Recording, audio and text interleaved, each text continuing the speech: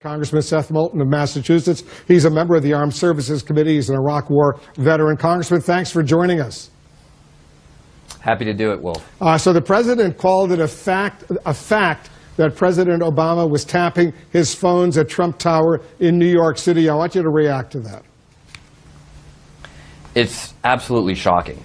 And, you know, as people have said, that really means two things. I mean, one, if President Obama was doing this illegally, then we in Congress need to get to the bottom of it. If he was doing it legally, it means that he was able to obtain a warrant against the new President of the United States. Both are frightening for our national security, and both heighten the need to seriously investigate the allegations about Russia's interference with our elections. That's why we need to rise above party politics, bring Democrats and Republicans together to have an independent, bipartisan investigation of exactly what's going on. You heard Pamela Brown, our justice correspondent, report that the FBI Director Comey was incredulous after the president tweeted this. Would you like to see the FBI Director, James Comey, publicly comment on all of this? I certainly would. I mean, he didn't have any hesitations about publicly commenting on what he was doing to investigate Hillary Clinton during the campaign. He should certainly comment on that. I think that Americans deserve to know whether the President of the United States is under investigation, and we still haven't heard that critical piece of information from the FBI Director. There's a lot of concern in Congress that the FBI isn't doing its job, and I think that Director Comey would give a lot of confidence to us and to his organization if he were to come clean and explain what's going on to the American people. What do you make of the fact that the President, at least so far, based on everything we're hearing, has not yet spoken to the FBI Director, James Comey, about this extraordinary allegation he made early Saturday morning? It's an utter lack of leadership. This is the President of the United States making very strong, very serious allegations early in the morning on Twitter, right before he tweeted about The Apprentice, which I guess he thought was also important. He should have a conversation with the people who work in his administration. The idea that he would not even have a conversation with the FBI Director at this point should be shocking to all Americans. Whether you're Republican, Democrat, or Independent, we expect leadership from our Commander-in-Chief, and we're not getting it. You think it's possible the President could fire Comey? Absolutely. He seems to enjoy firing people. He makes a point of that. We'll have to see. But at the end of the day, what President Trump needs to do is start telling the truth, start being honest, and start coming clean about what's going on. And I think we're all waiting for him to do that. Comey had staff at the FBI reach out to the Department of Justice to knock these allegations down. But do you see the Justice Department, the Attorney General, as you know, is Jeff Sessions, do you see the Justice Department actually refuting this? I don't know what to expect from the Attorney General, because the Attorney General should have resigned because he lied under oath. This is the top law enforcement official in the United States of America who lied under oath to a Senate committee, and he hasn't resigned yet. I mean that in and of itself is a shocking revelation. It shows that we really don't have any confidence in the Attorney General.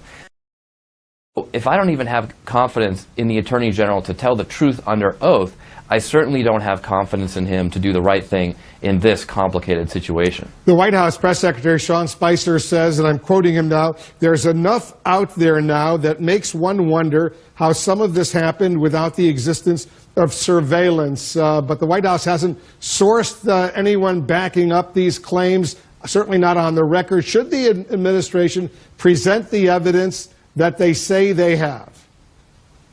Of course. I mean, the president has put himself in a box now. Republicans and Democrats alike are questioning where this is coming from. I mean, we've heard leaders like Senator Graham and Senator McCain say, what is going on? Senator Rubio, you quoted earlier. We've got to get to the bottom of this, and the President of the United States owes some answers to the American people. You just heard the Homeland Security Secretary John Kelly tell me about wiretapping, and he said this, and I'm quoting him now. He said, if the President of the United States says that, he's got his reasons to say it. He's got some convincing evidence that took place. Your reaction to that? Well, Secretary Kelly isn't looking at the evidence, which is that the President of the United States is a serial liar. He lies every day to the American people. He's known for telling things that are untrue. So there's no reason why we should think that he said this just because it's true. He might have said it because he thought he would get good attention from the media, that he thought it would play to his base. These are all reasons why the President of the United States has said untruthful things in the past. So, you know, look, this is the fact. We have a president, President Trump, who's very hard to trust. And that's difficult for everybody. That's difficult for Americans across the political spectrum. You also heard the Homeland Security Secretary, John Kelly, just tell me he is, in fact, considering a new policy that would separate children from their parents, from their moms and dads, if they cross the border illegally. Your response to that? It sounds terribly inhumane. And, you know, Secretary Kelly's job, I mean, let me say this first. I mean, I'm a Marine veteran, as is Secretary Kelly. I have tremendous respect for General Kelly and his service. But I think Secretary Kelly, in his new position, has been rather disappointing. Because when we just heard him explain the reasons for the new executive order, and a lot of it just doesn't make sense. I mean, he said that the new executive order is based on new intelligence. And they cited the 300 refugees who were supposedly under investigation. But then you asked him where these refugees are from, and he couldn't say. I mean, the Secretary of Homeland Security is not doing his job if he doesn't know where these 300 refugees are from that he's supposedly protecting the United States from. So there are a lot of questions that need to be answered that back up all of these new executive orders and the policies to restrict immigration to the United States.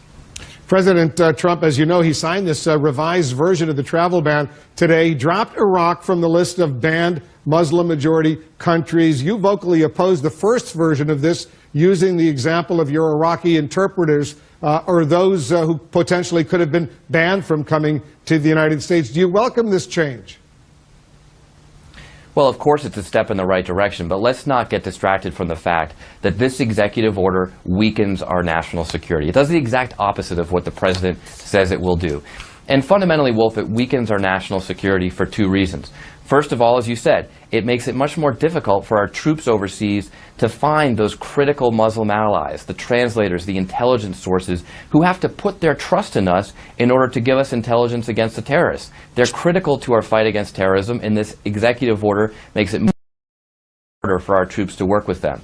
And then the second reason is that ISIS and other terrorist organizations will use this executive order, regardless of what the President or the Secretary of Homeland Security says about it. They will use this executive order to aid in their recruiting, to further the idea that they have that America is at war with the Muslim faith. Now, the Secretary of Homeland Security said that he doesn't believe this is happening.